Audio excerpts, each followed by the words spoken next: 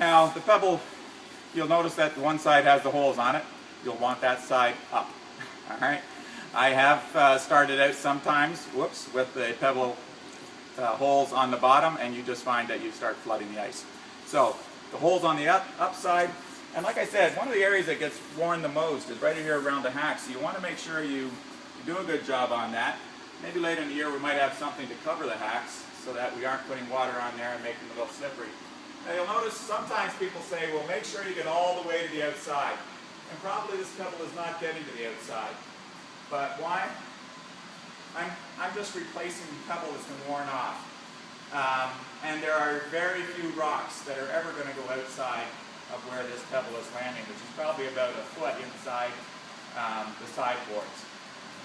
And you'll notice I can speed up a little bit now, but what I want, the most important thing is safety. All right?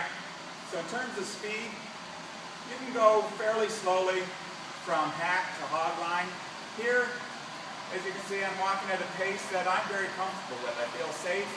I don't feel I'm going purposely slow. I'm going at a nice speed. Now I'm slowing down. I'm getting into the slide path here.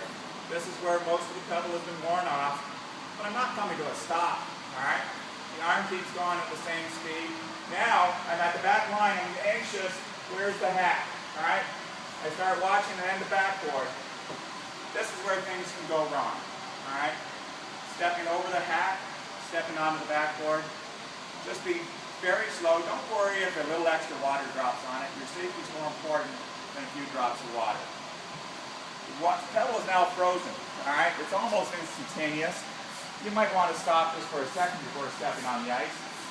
Just move over the other sheet, and you can watch again, making sure I get back where people have been standing around.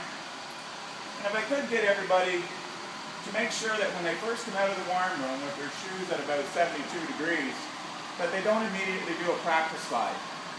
Either, if you don't want to do practice slides, instead of standing on the boards, come on down onto the ice behind the back line, and not in the hack area, but over by where the rocks are, and just cool your slider on the ice. You go to championships, they'll give you a minute. And everything's timed, they'll give you a minute to cool your sliders before you do anything.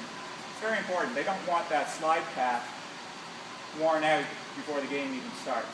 And that's what happens if you have, like I say, 70-some degree shoes sliding one after the other on the same spot on the ice. So again, now I'm inside the hog line.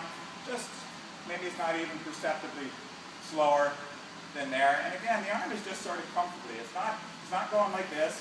All right, just sort of waving back and forth. Now, I guess the one thing, again, watching and here, this normally will not happen, but I have tripped over these rocks. I forget that we're scraping the ice, and oh, instead of the rocks being in their normal spot, they're here. So again, know your ice surface before you start walking down the sheet backwards. One of the things that may not have been obvious to you, if you just come straight in front of me here, all right, when I'm going down the sheet, I'm not centered over the center line, but my pebble head is. All right, so that this is going even. If I was over here with my body here, I'd be putting more pebble on the right side. So I want to make sure that the pebble head is down the center, and that's where we